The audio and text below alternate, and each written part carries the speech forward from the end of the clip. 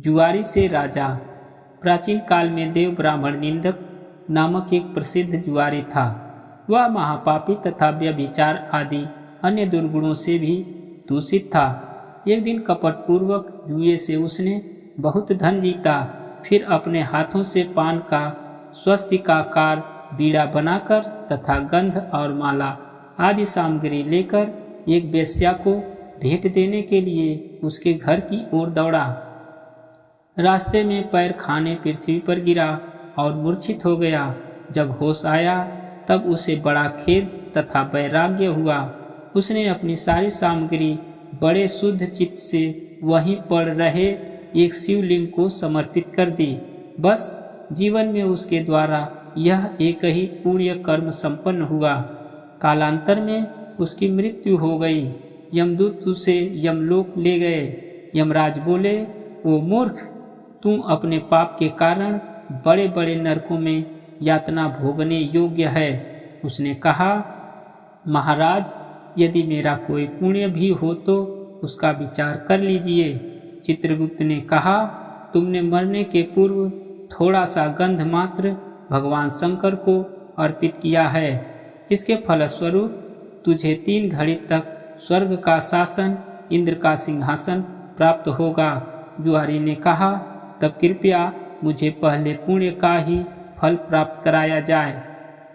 अब यमराज की आज्ञा से उसे स्वर्ग भेज दिया गया।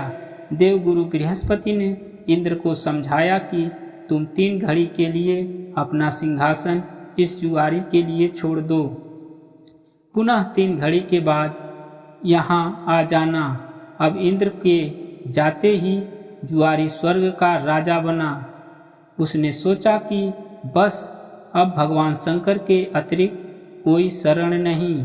इसलिए अनुरुक्त होकर उसने अपने अधिकृत पदार्थों का दान करना आरंभ किया। महादेव जी के उस भक्त ने ऐरावत हाथी अगस्त्य जी को दे दिया। उच्चैश्रवा अश्व विश्वामित्र जी को दे डाला। कामधेनु गाय महर्षि वशिष्ठ को दे डाली। चिंतामणि रत्न गालव जी को समर्पित किया।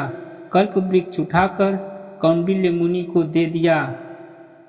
इस प्रकार जब तक 3 घड़ियां समाप्त नहीं हुई वह दान करता ही गया और प्रायः वहाँ के सारे बहुमूल्य पदार्थों को दे ही डाला। इस प्रकार 3 घड़ियां बीत जाने पर वह स्वर्ग से चला गया। जब इंद्र लौटकर आए तब अमरावती ऐश्वर्य शून्य पड़ी थी। वे बृहस्पति जी को लेकर यमराज के पास पहुँचे और बिगड़कर बोले, धर्मराज, आपने मेरा पद एक जुआरी को देकर बड़ा अनुचित कार्य किया है। उसने वहाँ पहुंचकर बड़ा बुरा काम किया। आप सच माने, उसने मेरे सभी रत्न ऋषियों को दान कर दिए और अमरावती सूनी सी पड़ी है।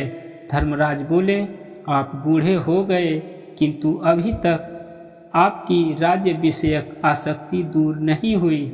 जुआरी का पुण्य आपके 100 यज्ञों से कहीं महान हुआ।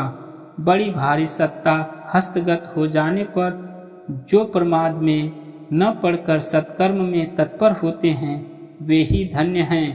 जाइए, अगस्त्य आदि ऋषियों को धन देकर या चरणों में पढ़कर अपने रत्न लौटा लीजिए।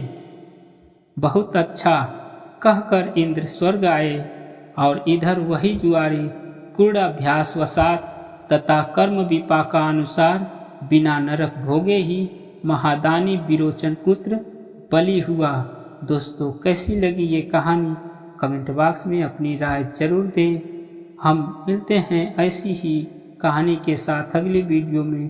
तब तक के लिए नमस्कार।